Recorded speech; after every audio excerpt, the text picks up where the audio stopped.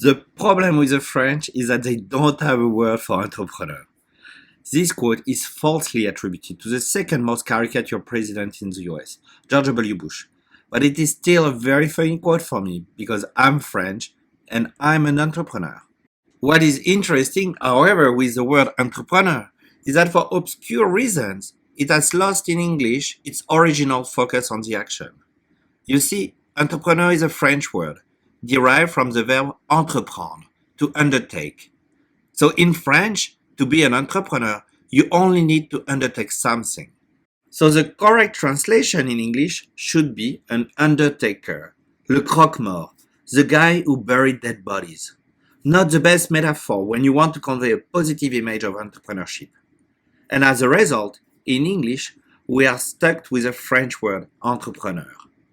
This apparently insignificant lexical change is not without consequences, because by using a noun instead of a verb, we trigger an interpretative behavior where we shift our attention from the action and the context where the action is taking place to the individual performing the action. And that's exactly what I lived when I moved to the US to become an entrepreneur. You see, the narrative back in France was that entrepreneurship is so difficult that I would have absolutely no chance to succeed. And when I will fail, my reputation will be destroyed and I will never find a job again. My life will be worthless. However, they also told me if you want to become an entrepreneur, you have to go to the US. There, failure is not only accepted, it is rewarded. That's what I did. I was so naive. I went to the US to study business administration and political science, hoping I would become an entrepreneur. But very quickly, I was turned off by the prevalent belief here in America that good entrepreneurs must be like Steve Jobs, Elon Musk, or Richard Branson. Charismatic mavericks who are visionary, fearless, and triumphantly determined to say the least. In other words, some kind of semi-god. Because of a minimum of humility, I thought that I was not good enough. So when I finished my studies, instead of becoming an entrepreneur, I did what many people who loses their purpose do. I went to consulting. And I got a job in Singapore. I can't really say that I liked it or not because I didn't have a chance to do it for very long. This was in 2008, and 1 month into my job, the financial crisis hit. I lost my job and I moved back to Boston. Anticipating that I would not find a job quickly, I decided to work on a business plan for a new startup. And I loved it. I felt comfortable that I could actually do it, and by a strike of luck, I was back on track with my dream. What I did not expect, however, is that maybe the most useful tool that I learned while I was studying in the US would not be finance or strategy or how to pitch your company. It was political science. The framework, the tools, the best practices could be almost directly transposed to my company, to my team, or to myself. And this is what I want to do right here in this video channel. I want to bring you the tool of political science for your own exercise of entrepreneurship. My name is Olivier, and I would like to welcome you to my channel where we are going to talk about entrepreneurship, but from a political perspective.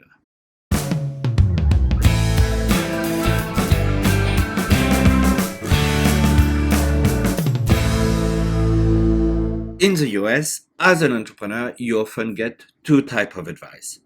The first one are focusing on the individuals. Sometimes it is just a laundry list of preferred attributes like risk taker, visionary, determined, charismatic, etc. Sometimes it's about the best habits of a superstar, like what are the 25 things Elon Musk is doing when he's brushing his teeth, Let me be plain here. These advice are just useless. Don't spend time paying attention to them. These will be few seconds of your life you will never recover.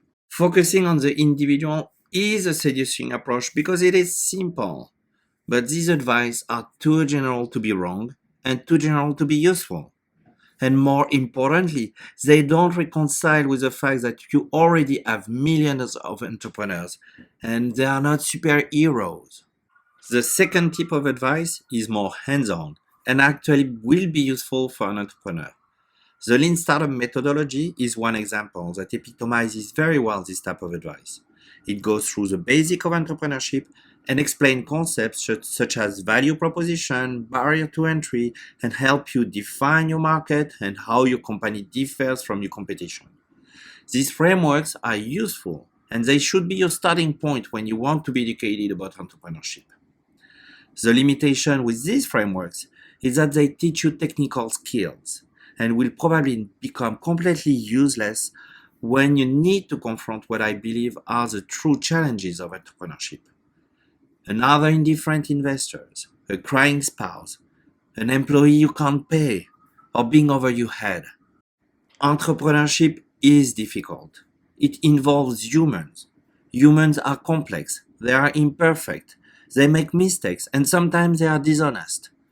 Entrepreneurship is risky.